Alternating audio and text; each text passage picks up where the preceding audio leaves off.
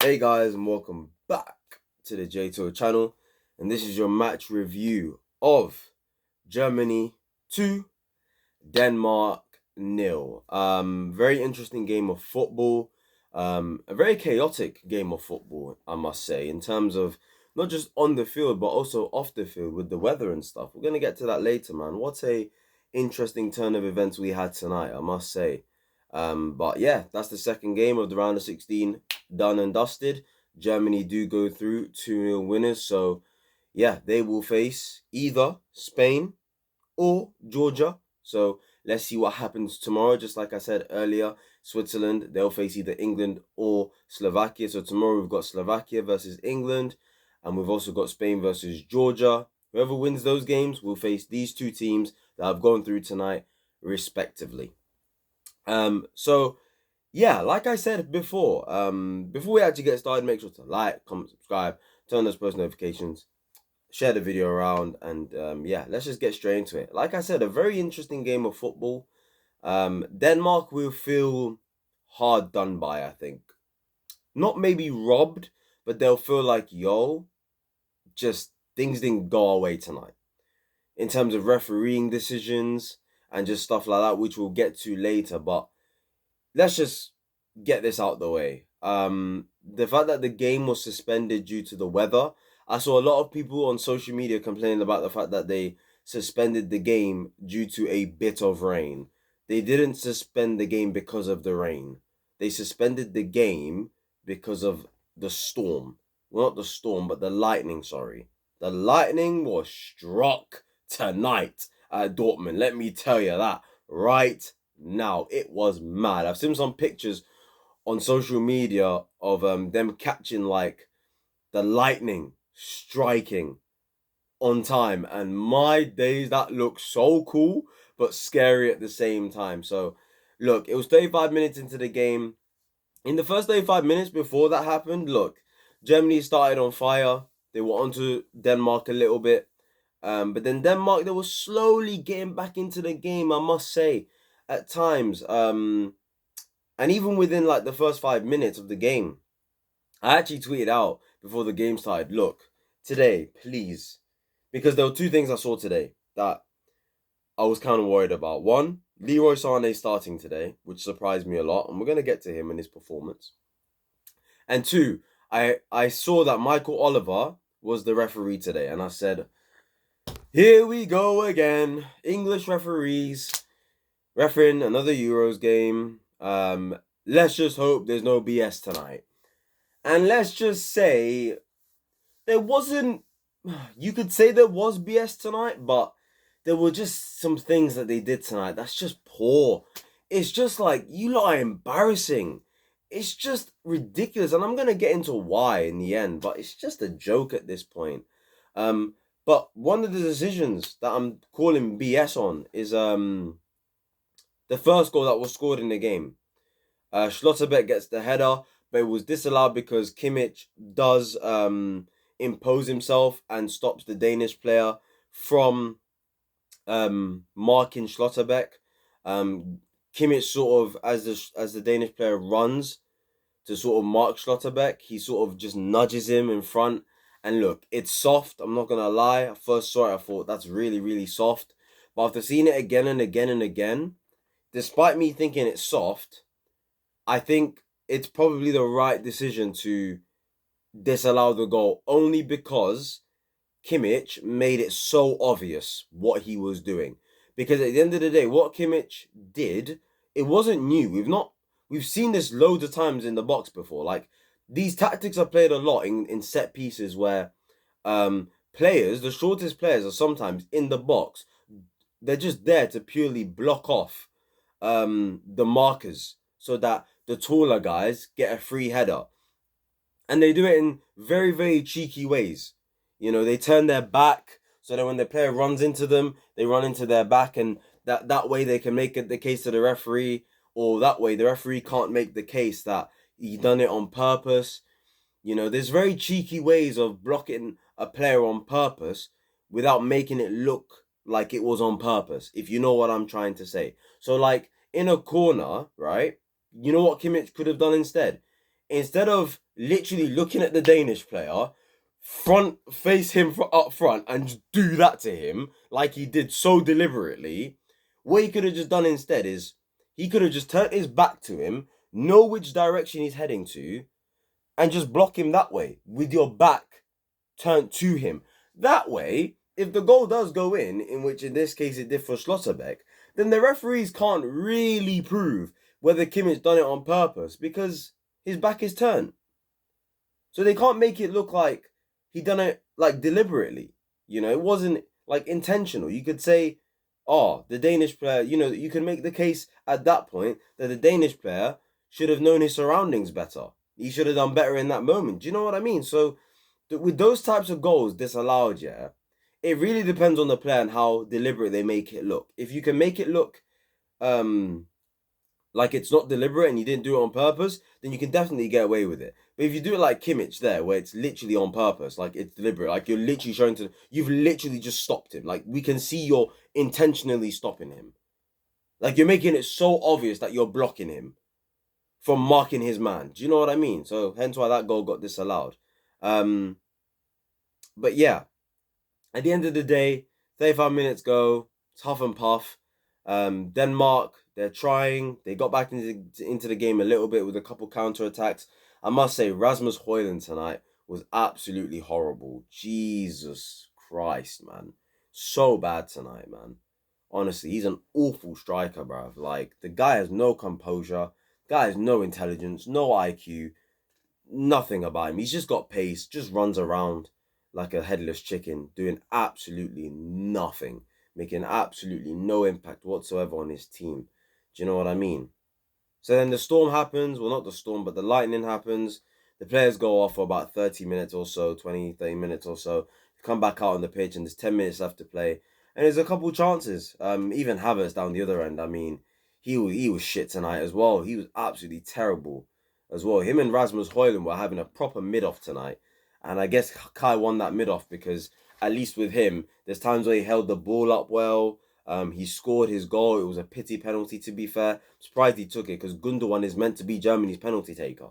But he gave it to Havertz. I'm just like, bro, like, can you take the penalty instead? But he gave it to Havertz. But at least Havertz had some decent moments tonight. Not a good performance, though, but he had some decent moments tonight. But Rasmus Højlund, just useless, man. Even when they had the counter-attack in literally the first half.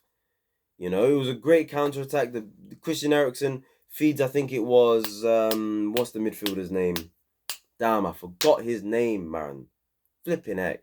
But he was in a double pivot with Højbjerg. That midfielder's running. He gives the ball to Rasmus Højlund. He's through.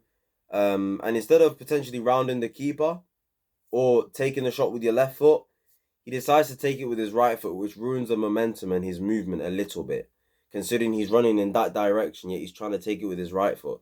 Makes no sense, man. Like I said, no intelligence, man. Take it around the keeper, and if you do that, you either potentially score, or at the very least, you get a penalty, and Neuer gets sent off for denying the goal scoring opportunity.